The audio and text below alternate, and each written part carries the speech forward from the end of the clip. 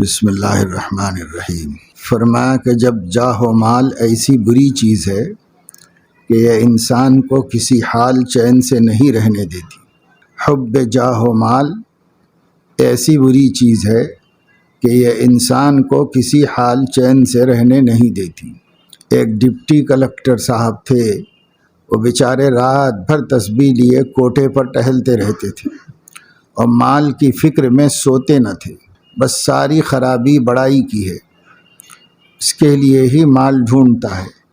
اگر آدمی چھوٹا بن کر رہے اور تھوڑے پر قناعت کرے پھر کچھ بھی فکر نہیں۔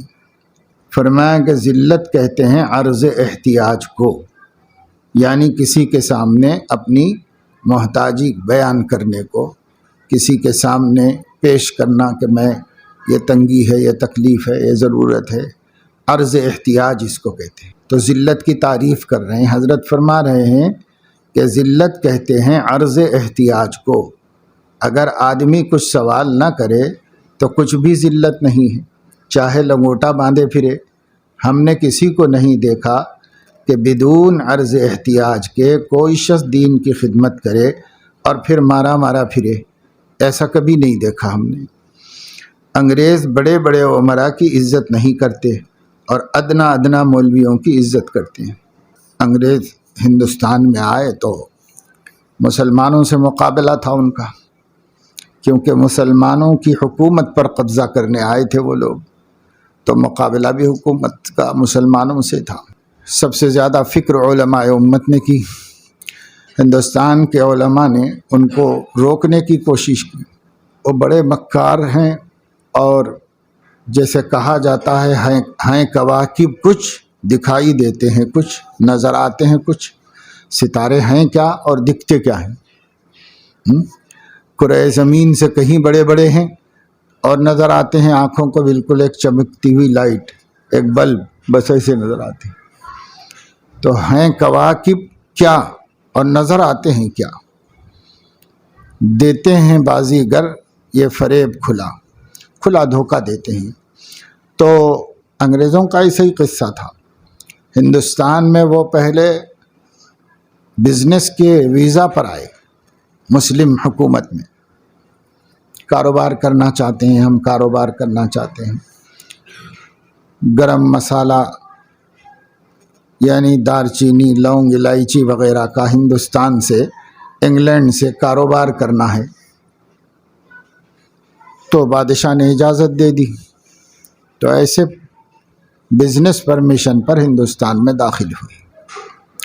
کلکتہ میں ایک کمپنی قائم کی، ایسٹ انڈیا کمپنی کے نام سے، ایسٹ انڈیا کمپنی کے نام سے کلکتہ میں ایک کاروباری آفس قائم کیا۔ اس کے لیے لوگوں کو بلاتے رہے، پانی کے جہازوں سے آنا جانا چلتا رہا۔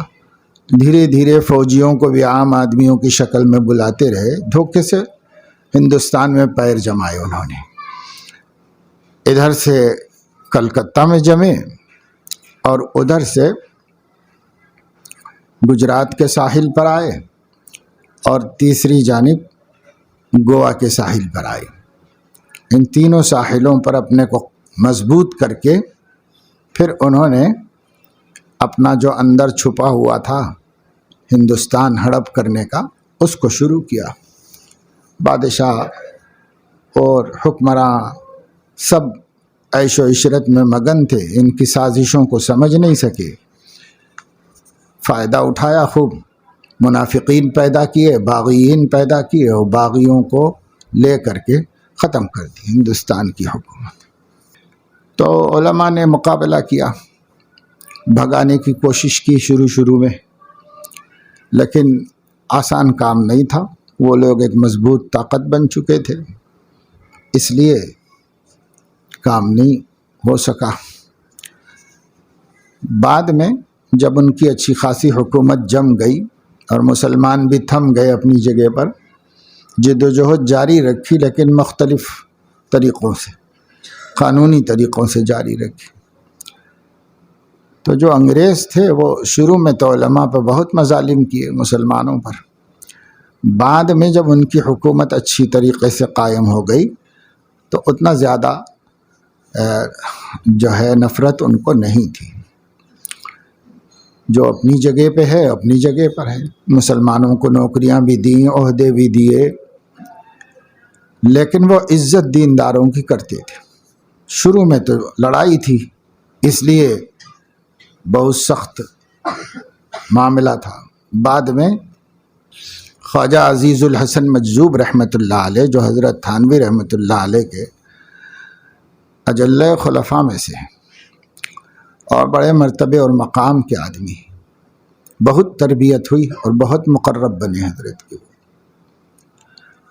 یہاں تک کہ جب حضرت تھانوی رحمۃ اللہ علیہ نے مرض الوفات میں اعلان لگوایا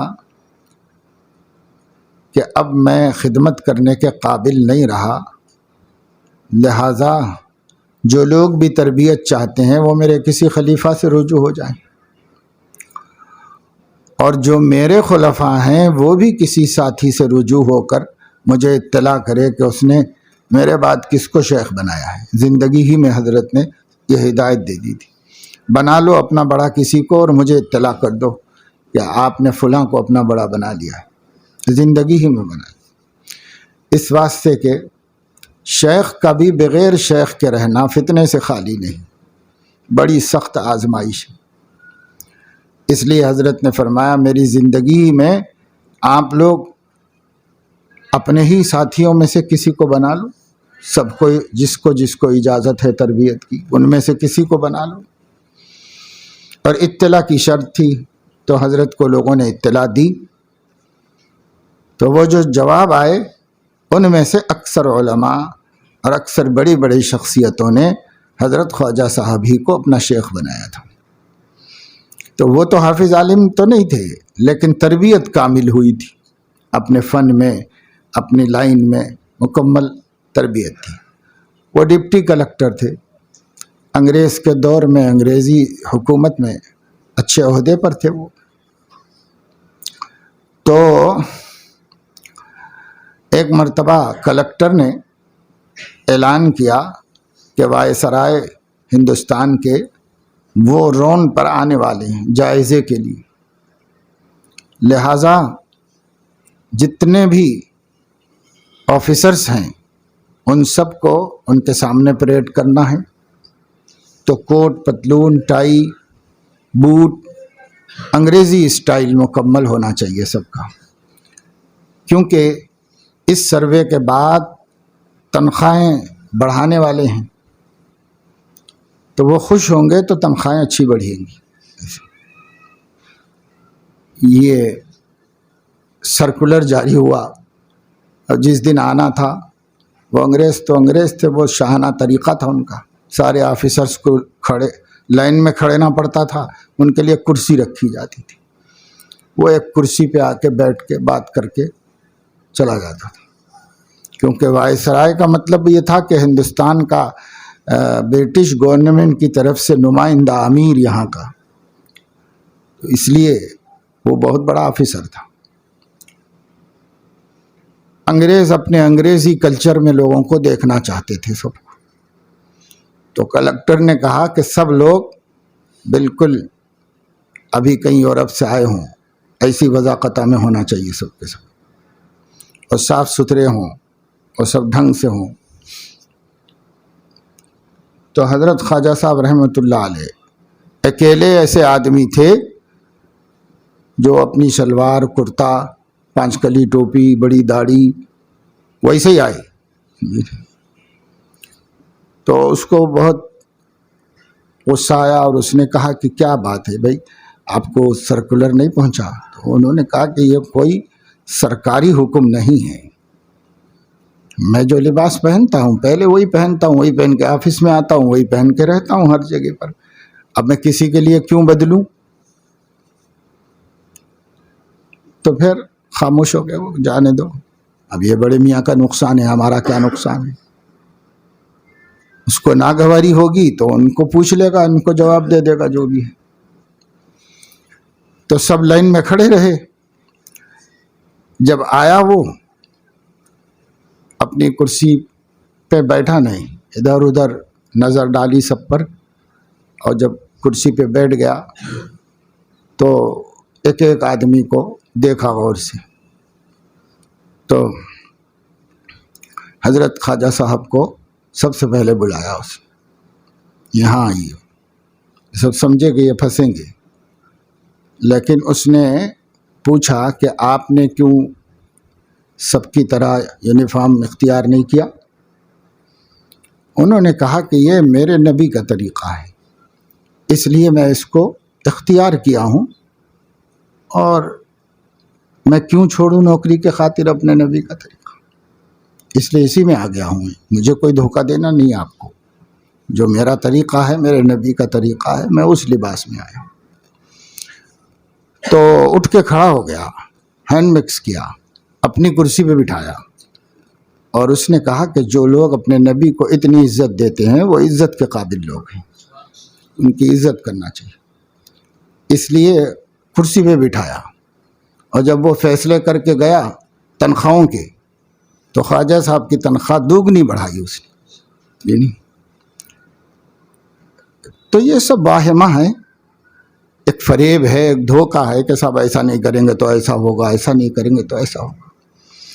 وَفِي السَّمَاءِ رِزْقُكُمْ وَمَا تُوعَدُونَ، تم سے جو جو وعدے کیے گئے ہیں وہ سب روزی آسمان میں ہے، کسی کے ہاتھ میں نہیں ہے، آسمان ہی سے بھیجی جاتی ہے، وہاں سے ایشو ہوگی تو پہنچے گی، وہاں سے نہیں تو کوئی طاقت نہیں ہے کہ آپ کو دے سکے، اس لیے اس کو کیوں ناراض کرو، اس کو خوش رکھو، جس کے ہاتھ میں آپ کا مسئلہ ہے، فائل جس کے پاس منظور ہوتی ہے، اسی کو تو خوش رکھنا ہے، اس کو خوش رکھو۔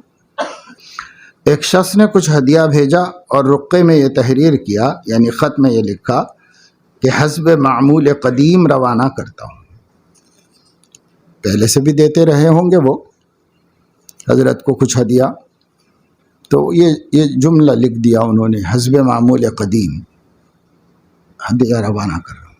حضرت نے وہ ہدیہ واپس کروا دیا اور یہ فرمایا کہ لزوم کیسا، ہدیہ تو جب تب دل خوشی سے دے دیتے تھے، یہ معمول بنا کر دینا کیسا ہے؟ آپ معمول قدیم تو گویا ایک پابندی کر رہے ہیں آپ اس کی، یہ پابندی کیسا؟ اس لیے اب یہ ہدیہ نہیں رہا، واپس کر دیا حضرت۔ پھر فرمایا کہ میرے بھائی اکبر علی صاحب نے، حضرت کے بھائی تھے اکبر علی، میرے بھائی اکبر علی نے چاہا تھا کہ کچھ مقدار معین سے میری خدمت کیا کریں۔ وہ اصل میں ان کے والد نے دو بیٹے تھے، ایک کو دینی تعلیم دلائی پوری اور ایک کو عصری تعلیم دلائی، تو وہ سرکار انگریزی سرکار میں اچھے عہدے پر تھے حضرت کے بھائی صاحب، تو ان کی معیشت مضبوط تھی، اور حضرت تو للہ فی اللہ خانقاہ میں پڑے رہتے تھے۔ حضرت نے خود فرمایا کہ جو اللہ پاک بھیج دیتا ہے بس وہی ہمارا ذریعہ ہے، اور کوئی ذریعے کی بنیاد پہ تو نہیں بیٹھے ہوئے تھے وہاں حضرت تھانوی رحمۃ اللہ علیہ۔ تو بڑے بھائی حضرت کے جو تھے انہوں نے چاہا اور کہا اپنا ہی بھائی ہے، اچھی تنخواہ ان کی، میں ماہانہ کچھ آپ کے لیے مقرر کر دیتا ہوں، ہر مہینہ بھیج دیا کروں گا، یہ ان کی خواہش تھی۔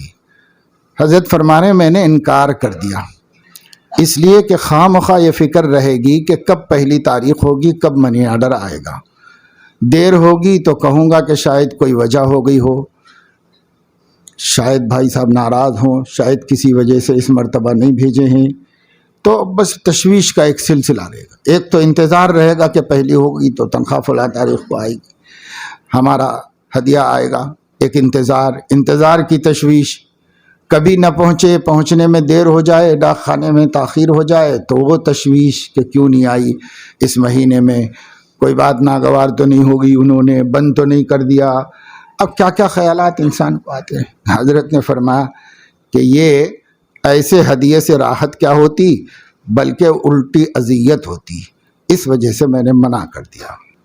پھر فرماتے ہیں کہ اللہ ایسی ایسی جگہ سے دیتا ہے جہاں گمان بھی نہیں ہوتا، اس میں پوری راحت ہے۔ بھائی نے کہا آخر اوروں سے بھی تو لیتے ہو؟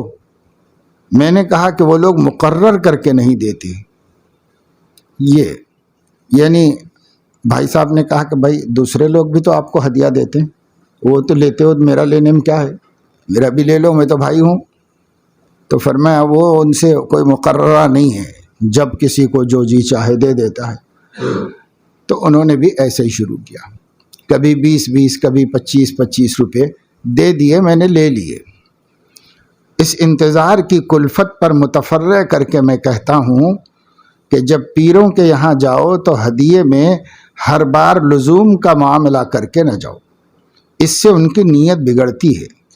وہ تو تم کو سنواریں اور تم ان کو بگاڑو، یہ کون سی عقل مندی کی بات ہے؟ اشراف نفس تک بات پہنچ جاتی ہے۔ بغیر آدمی کے انتظار کے اگر کہیں سے کچھ مل جائے حلال تو وہ اللہ تعالیٰ کا تحفہ ہے، اس کا عطیہ ہے، اسے قبول کر لینا چاہیے، انکار بھی نہیں کرنا چاہیے۔ لیکن کوئی ایسی چیز ہو جائے جس سے مخلوق سے توقع وابستہ ہو جائے، اس سے بچنے کی ضرورت ہے۔ اسی کو یہ حضرت فرما رہے ہیں کہ دیکھو ہر مرتبہ شیخ سے ملنے جاؤ گے کچھ نہ کچھ دے کے آؤ گے، تو ظاہر ہے جب بھی کوئی یہ مرید آیا تو ان کو توقع ہو جائے گی کہ یہ کچھ تو دے گا۔ اس اشراف کے بعد جو ملے گا وہ حدیث کے مطابق پسندیدہ نہیں، اس لیے اس سے بچنا چاہیے۔ وہاں مانا ہو جانا، خیال آ جانا الگ بات ہے، لیکن معمول بننے کی وجہ سے توقع قائم ہو جانا یہ خطرے سے خالی نہیں۔ ایک بزرگ تھے بلگرام میں، پڑھایا کرتے تھے، اور کئی دن سے فاقہ ہوا تو بہت ضعیف و کمزور ہو گئے تھے۔ ان کی آواز اور نقاہت اور یہ چیز کو ایک رئیس گھرانے کے طالب علم تھے، انہوں نے محسوس کر لیا کہ ذوق بہت زیادہ محسوس ہو رہا ہے۔ وجہ کیا ہے؟ وجہ یہی ہوگی کہ کھانا وانا کھا نہیں رہے ہوں گے، وقت پہ ملا نہیں ہوگا، کیا ہوگا؟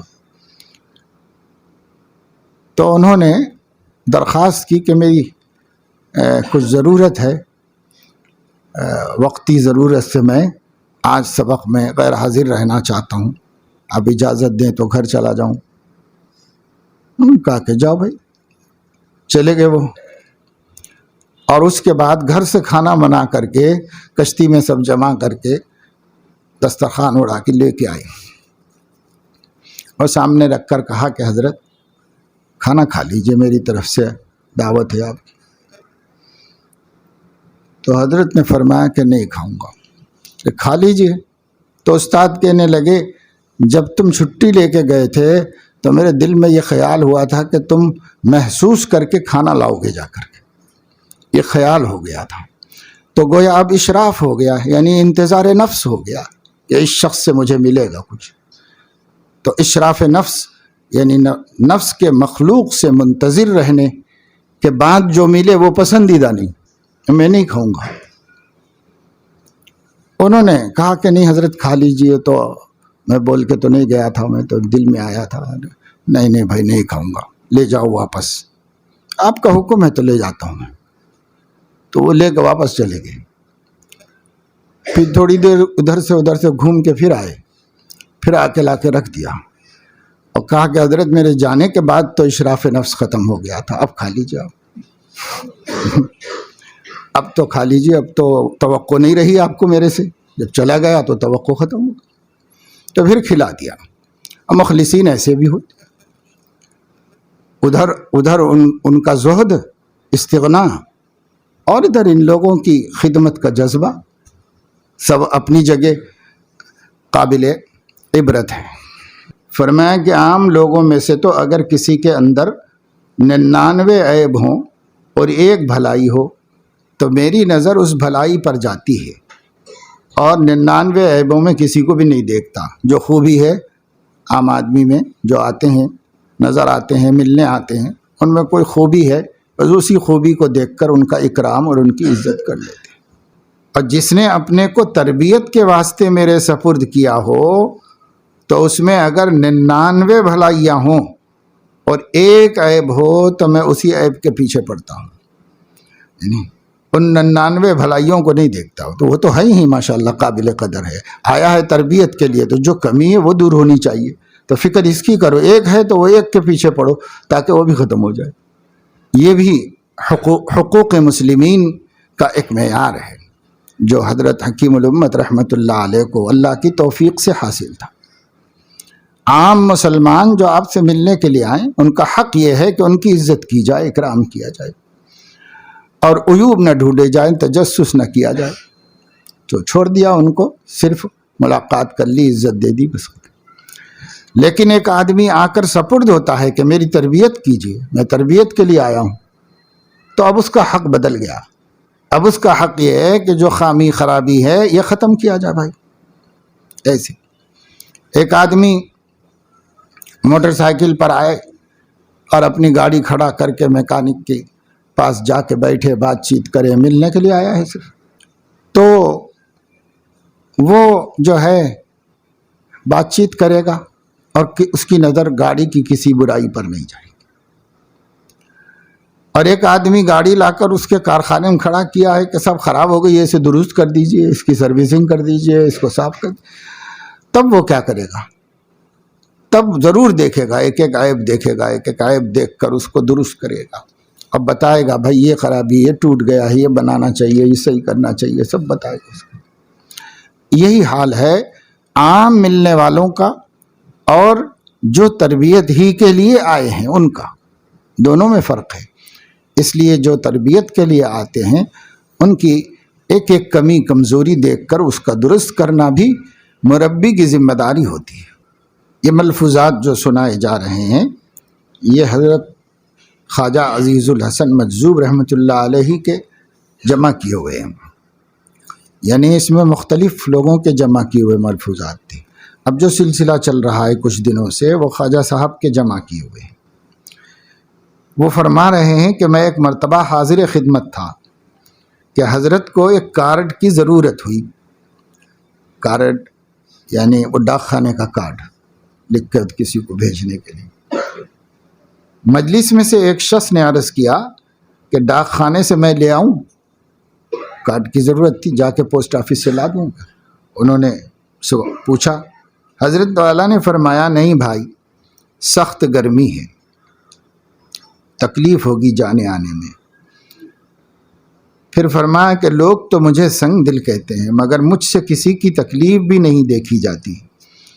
تحدیث بن نعمت کے طور پر کہتا ہوں، یعنی اللہ تعالیٰ نے اما بنعمت ربک فحدث کہا ہے، آپ پر جو اللہ کی نعمتیں ہیں کبھی شکر کے طور پر ذکر بھی کریں کہ اللہ کی یہ نعمت ہے، فخر کے طور پر نہیں، شکر کے طور پر ذکر بھی کریں۔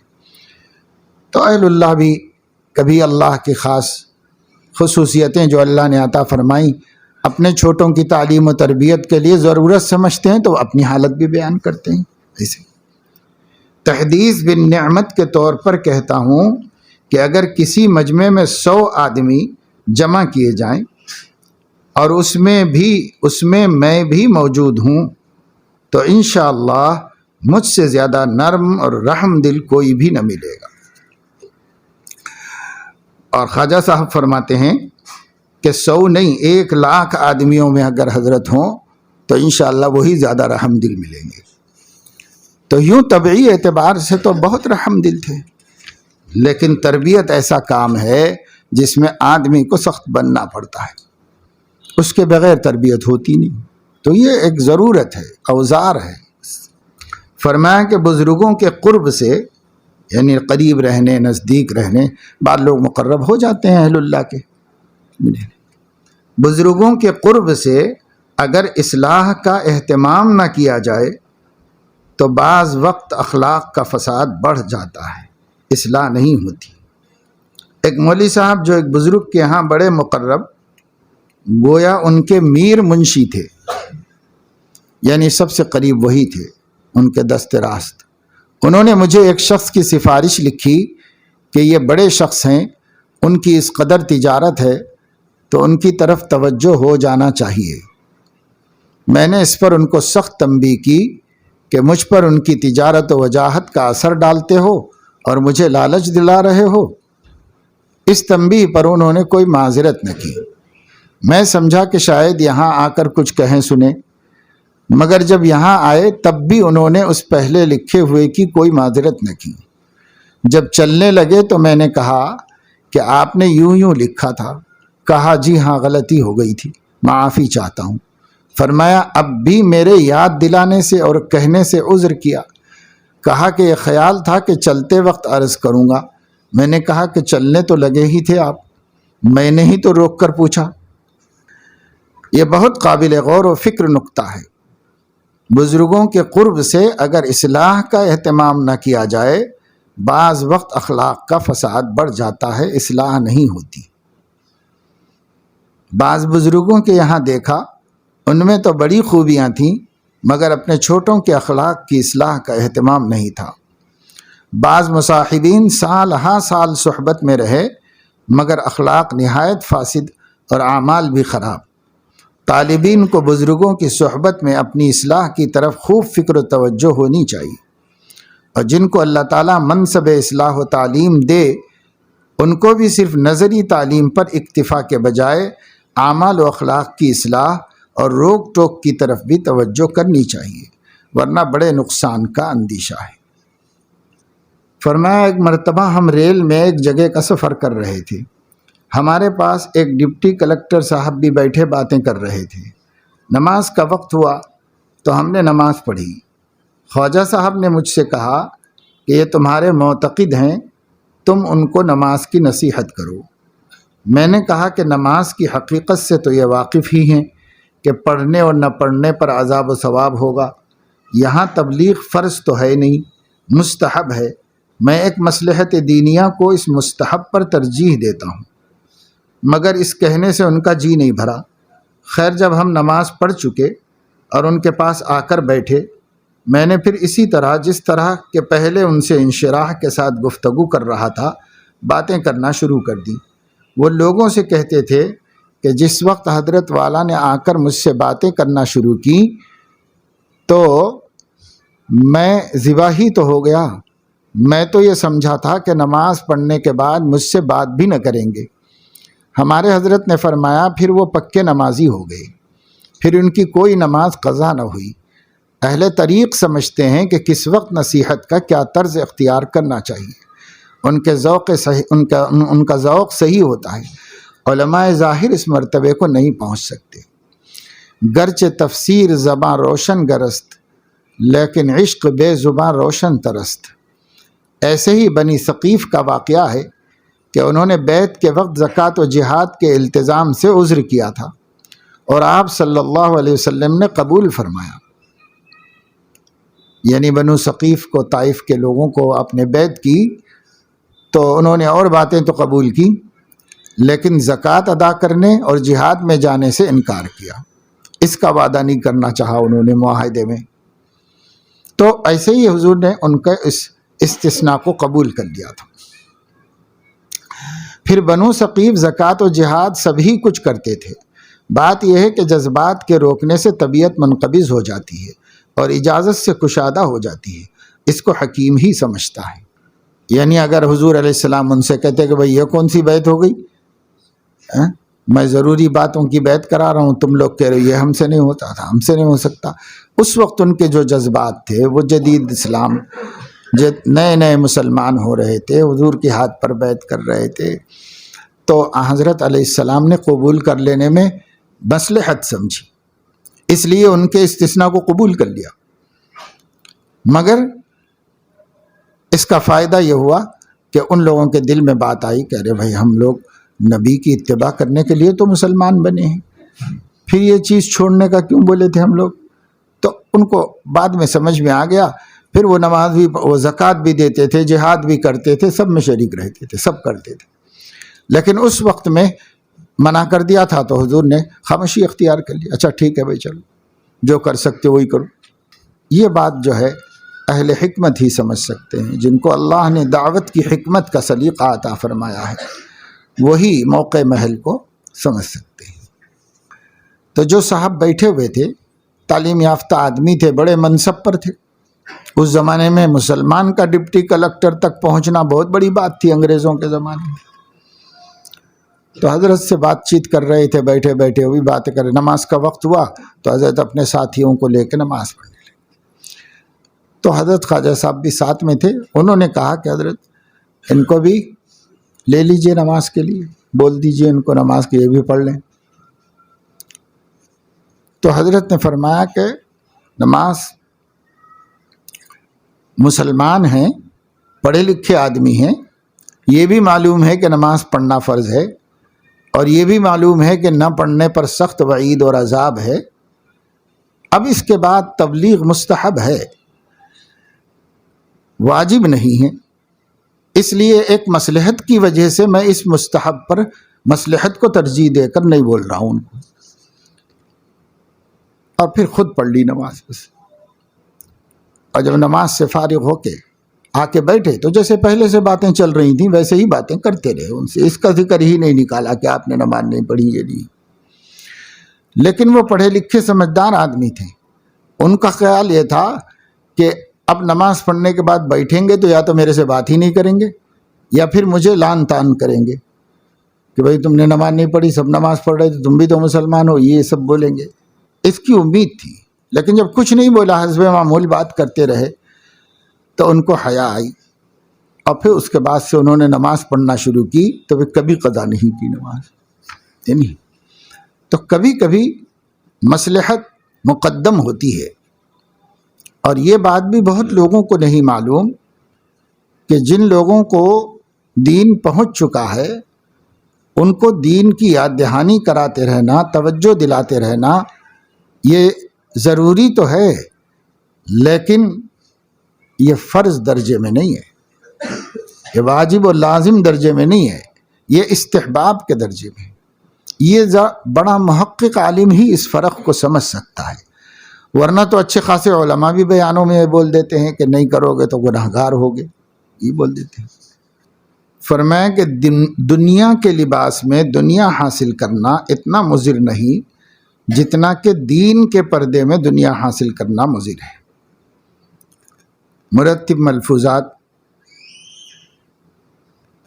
فرما رہے ہیں کہ یہ عاجز عرض کرتا ہے دیندار سمجھے جانے والوں کو اس پر بہت غور کرنا چاہیے۔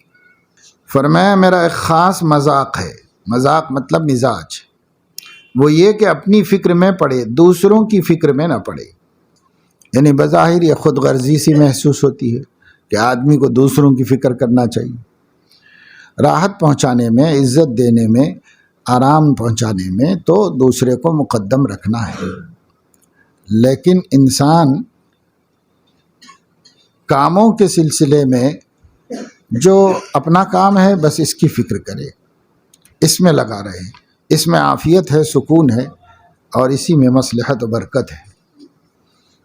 بہت سے لوگوں کو ایک اشکال ہوتا ہے، حضرت کی ایک مجلس میں اہل علم، اہل فضل موجود تھے، ان لوگوں نے یہ اشکال حضرت کے سامنے رکھا کہ حضرت یہ کہا جاتا ہے کہ عالم بھی اپنے آپ کو عاجز سمجھے اور اپنی نظر میں اپنے کو کمتر سمجھے، تو یہ کیسے ممکن ہے؟ اللہ تعالیٰ نے جب ہمیں علم کا کمال عطا فرمایا ہے، جب ہمیں اللہ تعالیٰ نے یہ مقام دیا ہے، تو ہم کیوں اللہ کی اس نعمت کو انکار کر دیں، جھٹلا دیں؟ تو یہ تو سمجھ میں نہیں آتی بات کہ کیسے اپنے کو حقیر سمجھیں جب اللہ نے اتنی نعمتیں عطا فرمائی ہے، علم دیا، فضل دیا، عمل کی توفیق دی، یہ سب چیزیں ہیں، تو کیسے ہم کہیں؟ تو حضرت نے فرمایا کسی با کمال کا کمال کے سبب اکمل سمجھنا، اپنے کو اکمل سمجھنا یا صاحب کمال سمجھنا، کمال ہونے کی وجہ سے اپنے کو صاحب کمال سمجھنا، یہ تو جائز ہے، مگر افضل سمجھنا جائز نہیں۔ کمال ہے تو بھائی میں ان سے اکمل ہوں تو ٹھیک ہے، یہ تو جائز ہے، لیکن میں ان سے افضل ہوں قبولیت کے اعتبار سے، اس کا کوئی سوال نہیں پیدا ہوتا، اسی کا انکار ہے۔ پس یہ سمجھنا کہ میں عالم ہوں اس میں کوئی حرج نہیں، مگر اس پر اپنے کو اللہ کے ہاں مقبول سمجھنا یہ بڑا خطرناک ہے۔ بس یہ سمجھے کہ ممکن ہے کہ باوجود اس کے جاہل ہونے کے اس میں کوئی ایسی خوبی ہو جس سے وہ اللہ تعالیٰ کو پسند آ جائے، اور ہم گو بڑے عالم ہوں مگر ہم میں کوئی ایسی خرابی ہو جس سے ہم اللہ کو پسند نہ آئیں، پھر ہم کس کام کے رہیں؟ سونے والوں کو جگا دیا کرو پڑوسی، پڑوسی پر پڑوسی کا حق ہے، اس لیے اس کو جگہ دو، سمجھے۔ والصاحب بالجنب، بازو بیٹھا ہوا بھی پڑوسی ہے۔ فرمایا کہ جب مولوی محمد شفیع صاحب دیوبندی یہاں آنے لگے، یعنی وہی مفسر قرآن حضرت مولانا مفتی محمد شفیع صاحب رحمۃ اللہ علیہ، دیوبند کے رہنے والے تھے، عثمانی خاندان سے تعلق تھا اور دارالعلوم دیوبند میں پڑھاتے تھے۔ ان کے والد بھی بڑے عالم تھے۔ ان کے بارے میں فرما رہے ہیں کہ مولوی محمد شفیع صاحب دیوبندی یہاں آنے لگے تو ایک صاحب نے ان سے کہا کہ درسیات چھوڑ کر کہاں وقت ضائع کرنے جاتے ہو؟ میں نے سن کر ان سے پوچھا کہ بھائی سچ بتاؤ کہ یہاں آ کر تمہارے علوم درسیہ میں بھی کچھ اضافہ ہوا یا نہیں؟ انہوں نے کہا کہ بہت کچھ ہوا۔ میں نے کہا کہ بس اس معترض کا یہی جواب ہے۔ بعض لوگ اچھے قابل عالم ہوتے ہیں، ان کے ساتھیوں میں سے کوئی بزرگوں کے ہاں جانے لگتا ہے، آنے لگتا ہے، تو بجائے اس کے کہ خود کو بھی توفیق ہو جاتی، اس جانے والے پر بھی کچھ نہ کچھ اشکالات کرتے رہتے ہیں، تاکہ اس کی بھی ہمت جو ہے ٹوٹ جائے۔ تو یہ کہتے ہیں عام طور سے کہ بھائی یہ علمی کام ہے، یہ پڑھنا پڑھانا ہے، اور یہ تصنیف و تالیف ہے، اور یہ فلاں ہے اور فلاں ہے، اس سے بھی افضل کیا کام ہے؟ تم اس کو چھوڑ کے وہاں جا کے وقت خراب کرتے ہو، پیر صاحب کے پاس جا رہا ہوں، حضرت کے پاس جا رہا ہوں، اس میں کہا جا کے ٹائم خراب کرتے ہو۔ ایسے اشکال باز ساتھی کرتے ہیں، تو حضرت مفتی صاحب سے بھی کرتے تھے، کیونکہ وہ دارالعلوم کے مدرس تھے، اور اس زمانے میں دارالعلوم ماہ نامہ دارالعلوم کے ایڈیٹر بھی تھے، وہی دارالعلوم کا پرچہ نکالتے تھے، آرگن، اور مفتی بھی تھے، اور وہاں کے اچھے علماء میں شمار ہوتے تھے۔ جب یہاں جانے لگے تھانہ بھون، تو اس وقت میں بعض ساتھیوں نے ان سے ایسا کہا کہ یہ پڑھنا پڑھانا چھوڑ کے وہاں کیا جاتے ہو بھائی؟ تو حضرت کو پتہ چلا کہ بعض ساتھی ان کو اس طرح طنز کرتے ہیں، تو حضرت نے ان سے پوچھا کہ صاف صحیح بتاؤ کہ جب سے یہاں آنے لگے ہو اپنے علم میں بھی ترقی محسوس کر رہے ہو کہ نہیں؟ عمل کا فائدہ تو خیر ٹھیک ہے، وہ ان کو نہیں سمجھ میں آ رہا، ان کے ہاں علم ہی کی قدر ہے، تو علم میں بھی کچھ اضافہ ہو رہا ہے کہ نہیں ہو رہا ہے؟ تو حضرت مفتی صاحب نے فرمایا کہ بہت کچھ اضافہ ہو رہا ہے، یہاں آتے جاتے رہنے اور آپ کی مجلس میں بیٹھنے سے علم میں بھی بہت کچھ اضافہ ہو رہا ہے۔ تو حضرت نے فرمایا کہ بس یہی جواب ہے ان کا۔ اسی طرح علامہ سید سلیمان ندوی رحمۃ اللہ علیہ ہندوستان کے نامی گرامی علماء میں سے تھے۔ شروع میں اس طرف رجحان نہیں ہوا، لیکن اخیر میں ہوا کہ کسی صاحب نسبت بزرگ سے تعلق ہونا چاہیے، اصلاح و تربیت بھی کوئی چیز ہے، اس کی طرف توجہ ہوئی، تو ان کی نظر حضرت تھانوی رحمۃ اللہ علیہ پر گئی، اور وہیں جا کر رجوع ہوئے۔ پہلے جب اجازت چاہی حضرت سے، تو حضرت نے مشروط اجازت دی کہ آ سکتے ہیں، مگر مجلس میں بیٹھیں، صرف سنیں، بولنے کی اجازت نہیں رہے گی۔ یہ شرط حضرت نے رکھی کہ آپ کچھ بولیں گے نہیں، صرف سنیں گے، میری مجالس میں بیٹھا کیجئے اور میں جو بولوں وہ سنا کیجئے، کچھ پوچھنے کی بھی اجازت نہیں رہے گی، بس صرف سننا ہوگا۔ تو اس شرط کے باوجود آئے، بہت بڑے عالم تھے، اشکالات بھی پوچھنا تھا، جو بات ذہن میں تھی وہ سوال بھی کرنا تھا، مگر پہلے ہی حضرت نے اس پر بند لگا دی کہ سب یہاں بولنا نہیں ہوگا، کچھ صرف سننا ہوگا بس۔ تو مخلص تھے اپنے جذبے میں، شرط کے ساتھ آئے اور کچھ نہیں بولا، صرف سننا تھا، صرف سنتے تھے، مجلس سنتے جاتے۔ جب جانے کا وقت ہوا تو اجازت لی، حضرت نے اجازت دے دی جانے کی۔ چلتے ہوئے انہوں نے حضرت سے کہا کہ کچھ نصیحت فرما دیجیے، یاد رکھ لوں، میں اس پہ عمل کرتا رہوں، کچھ نصیحت فرما دیجیے۔ تو حضرت نے فرمایا کہ بھائی میں ایک طالب علم ہوں، اتنے بڑے عالم کو کیا نصیحت کر سکتا ہوں، بس اپنے بزرگوں سے سنی ہوئی ایک بات بتا دیتا ہوں کہ آدمی اپنے کو کچھ نہ سمجھے، عاجزی اور تواضع اختیار کرے۔ یہ بڑوں سے سنی ہوئی بات ہے، آپ کو بتا دیتا ہوں، باقی آپ خود بڑے عالم ہیں، میں کیا بول سکتا ہوں۔ تو یہی ایک جملہ لے کے گئے اور پورے سفر میں اسی کی وجہ سے ایک خاص قسم کی کیفیت طاری رہی ان کے اوپر.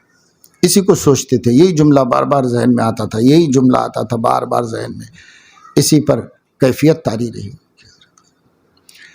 پھر جانے کے بعد اپنے تاثرات انہوں نے منظوم طریقے پر نظم کیے، جو ان کے اپنے تاثرات تھے. یعنی تو اس کے بہت سے اشعار ہیں. ایک شعر یہ بھی ہے کہ جانے کس انداز سے قرآن کی تفسیر کی، جیسے قرآن آج ہی نازل ہوا. اب اتنے بڑے عالم کو وہاں حضرت کی باتیں اور قرآن مجید کی آیات کی تفسیری تشریح سن کر ایسا لگا کہ یہ علم تو کہیں بھی نہیں ملا. محقق تھے، مصنف تھے، 20 تحقیقی کتابیں بڑی بڑی انہوں نے لکھی. اپنے استاد کی سیرت النبی کو انہوں نے تکمیل کیا. استاد نے تو ایک ہی جلد لکھی تھی، علامہ شبلی نے، باقی کی حضرت نے لکھی باقی جلد. سب کچھ تھا، لیکن ایسا محسوس ہوا ان کو وہاں جا کر کے یہاں کچھ اور ہی علوم ہیں اور بہت متاثر ہوئے. پھر عقیدت ان کو رہی تو وہ ندوۃ المصنفین اعظم گڑھ میں ان لوگوں کا بڑے بڑے مصنفین کا ایک ادارہ تھا، جس میں باقاعدہ بڑی بڑی علمی اور تحقیقاتی کتابیں لکھی جاتی تھیں. پھر ان کتابوں کی طباعت ہوتی تھی، اسی کے حضرت بھی رکن تھے. تو حضرت کے ساتھ کام کرنے والے دوسرے علماء یہی چھیڑ چھاڑ کرتے رہتے تھے. جب ٹائم ملتا تو کہتے رہتے تھے کہ بھائی علامہ آپ کو کیا ہو گیا، آپ کیوں پیر صاحب کے پاس چلے گئے، آپ کو وہاں کیا ملتا ہے. ایسے تان تشنی کرتے رہتے تھے ساتھی. حالانکہ علماء ہوتے ہیں، بعض چیز کمزوریاں ہیں جو بڑے بڑے مرتبوں پہ پہنچ کے بھی باقی رہتی ہیں آدمی کے اندر. تو یوں حضرت کو چھیڑا کرتے تھے، لیکن حضرت اس کا کچھ جواب نہیں دیتے تھے، اپنے کام میں لگے رہتے تھے. مگر برابر خط و کتابت کرتے تھے. ہر وقت کے گزرنے کے ساتھ عقیدت محبت میں اضافہ ہی ہوتا رہا. پھر بیعت کی درخواست بھی کی. حضرت نے اس پر بھی شرط لگائی کہ اب تک آپ نے اپنی تصنیفات میں جو عبارات اہل السنت والجماعت سے ہٹ کر لکھی ہیں ان سب سے رجوع کرنا پڑے گا. ان سب سے رجوع کر کے اہل السنت والجماعت کی ہی تحقیقات پر اپنے کو محدود کر لینا پڑے گا، کیونکہ وہ بڑے محقق عالم تھے.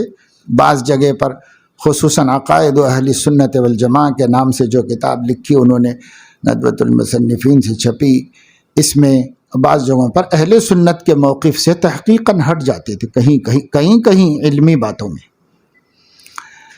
باقی تو وہ خود بڑے عالم تھے. کہیں ایسا ہوا، وہ حضرت کے علم میں تھا. حضرت نے فرمایا کہ جہاں جہاں اہل السنت والجماعت کی حد سے، ان کی تحقیق سے انحراف ہوا ہے، اس سے رجوع کر لیجیے. تو مولانا نے کیا، باقاعدہ برہان میں کیا، جو وہاں سے ماہنامہ نکلتا تھا اس میں باقاعدہ کیا. پھر حضرت نے بیعت بھی کر لیا، لیکن یہ شرط رکھی اس واسطے کہ بھائی آپ جن لوگوں سے منسوب ہیں، جن لوگوں سے وابستہ ہیں، اگر ان کے ہم خیال نہ ہوں تو پھر فائدہ کیا ہے، کیسے استفادہ ہوگا، وہ کیسے یہ ہوگا. ہر چیز میں آپ کو انکار رہے گا تو نفع کیسے ہوگا. یہ ہمارے اکابر کی خصوصیت یہ ہے کہ وہ بڑے بڑے محقق ہوئے ہیں. بعض مرتبہ متقدمین سے بھی زیادہ تحقیق و نظر کی گہرائی ان کو حاصل تھی. وہ متقدمین پر بھی تبصرہ کرنے کی علمی استعداد رکھتے تھے، لیکن انہوں نے یہ طے کیا ہوا تھا کہ اہل السنت والجماعت کی تحقیقات سے خروج نہیں کرنا ہے، بس اسی میں رہنا ہے. اور یہی جماعت ناجی فرقہ ہے، اس ناجی فرقے سے ہٹنا نہیں ہے. بس ان لوگوں کے جو مواقف ہیں اسی موقف پہ رہو. اور حضرت مولانا یوسف لدھیانوی رحمۃ اللہ علیہ نے اختلاف امت و صراط مستقیم کے شروع میں لکھا ہے، میرے نزدیک 100 بیماریوں کی 100 گمراہیوں کی ایک گمراہی یہ ہے کہ آدمی کا اعتماد سلف صالحین پر سے اٹھ جائے۔ جس عالم کا سلف پر سے اعتماد اٹھ جائے گا اس کی یہ ایک کمزوری کو 100 کمزوریوں سے بڑھ کر حضرت فرما رہے ہیں کہ یہ روگ ہے، یہ بیماری ہے، یہیں سے گمراہی کے دروازے کھلتے ہیں اور لوگ اس کو تحقیق سمجھتے ہیں کہ صاحب یہ تحقیق ہے۔ ایسے ہی محققین تھوڑا آگے بڑھ کر اتنی خود اعتمادی میں مبتلا ہوئے کہ پھر وہ فرقہ بن گئے، اور جن علماء نے اپنے کو محدود رکھا سلف کے ساتھ، وہ لوگ اپنے پیچھے سے ایک ہی راستے پہ چلے آ رہے ہیں، ایک ہی طریقے پر اعتدال کے راستے پر قائم ہیں۔ فرمایا کہ ایک شخص نے 15.25 روپے بھیجے، منی آرڈر کرتے تھے اس زمانے میں، اور یہ بہت بڑی رقم ہے 15.25 روپے ان کے زمانے میں 100 سال پہلے۔ ایک شخص نے 15.25 روپے بھیجے اور خط میں لکھا کہ 12 روپے تو مدرسے کو دے دیجئے، جمع کر دیجئے، اور 3.25 روپے آپ کے لیے ہیں، اور اگر آپ نہ لینا چاہیں تو وہ بھی مدرسے میں داخل کر دیں۔ یہ حضرت کو انہوں نے لکھا۔ حضرت فرما رہے ہیں کہ میں نے 12 روپے مدرسے میں داخل کر دیے، اور جن میں تشقیق تھی، یعنی چاہے ایسا کریں چاہے ایسا، وہ 3.25 روپے واپس بھیج دیے، اور ان کو جواب میں لکھ دیا کہ مدرسہ ایسی چیز نہیں ہے کہ جو رقم ایک جگہ مردود ہوئی ہے وہ مدرسے میں دی جائے۔ تو میں جب نہیں لینا چاہوں گا تو میں نے رد کر دیا ہے، کسی کی رد کی ہوئی رقم مدرسے میں دے دی جائے؟ مدرسہ ایسی چیز نہیں ہے، اس لیے یہ واپس ہیں، اور جو 12 مدرسے ہی کے لیے دیے گئے وہ مدرسے میں جمع کر دیا گیا۔ اب ان کی آنکھیں کھلی ہوں گی۔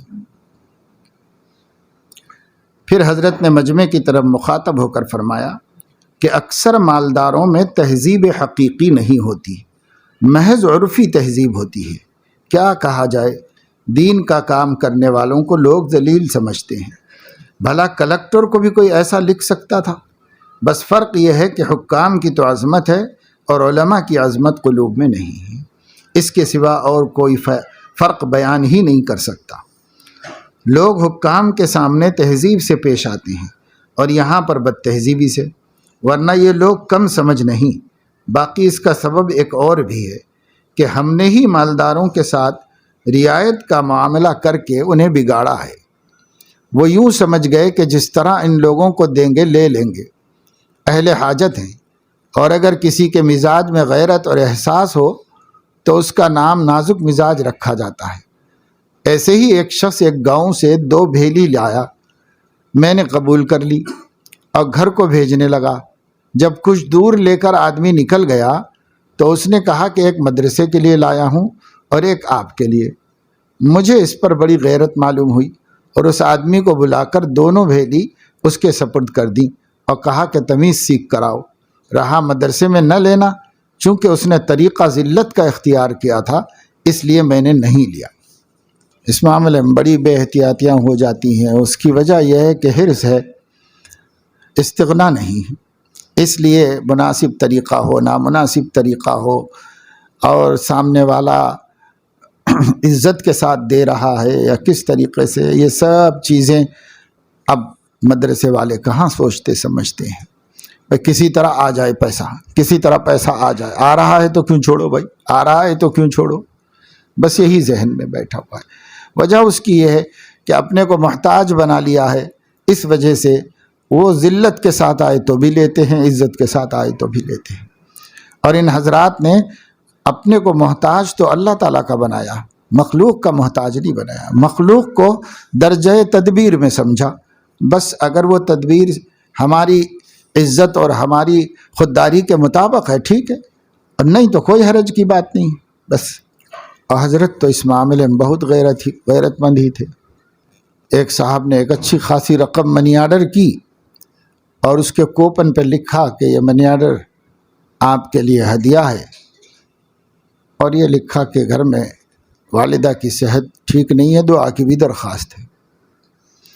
تو حضرت نے منی آرڈر واپس کرا دیا اور اس پر لکھ دیا، اس پر لکھنے کی جگہ ہوتی تھی، اس پر لکھ دیا جواب کہ دعا تو دل و جان سے کرتا ہوں لیکن دعا کرنے کا کوئی معاوضہ نہیں لیتا، یہ واپس کر دیا۔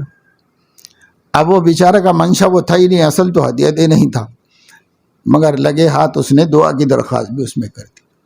انہوں نے حضرت کو اطلاع کی کہ میرا یہ منشا نہیں تھا، بس یاد آیا تو دعا کے لیے لکھ دیا۔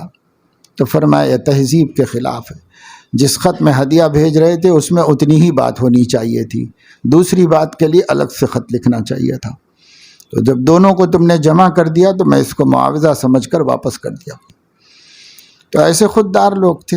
یہاں تو جو ہے ہر چیز آمد در گھسیٹ کا قصہ ہے، جہاں سے آ جائے جس طرح آ جائے بس لینا ہی جانتے ہیں۔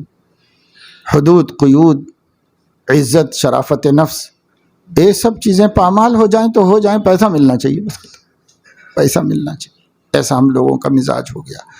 اللہ تعالیٰ اپنے فضل و کرم سے ہمیں اپنے بزرگوں کی تعلیم و تربیت کو سمجھنے کی اور صرف سننے کی نہیں، اپنے لیے پسند کرنے اور اختیار کرنے کی توفیق عطا فرمائے۔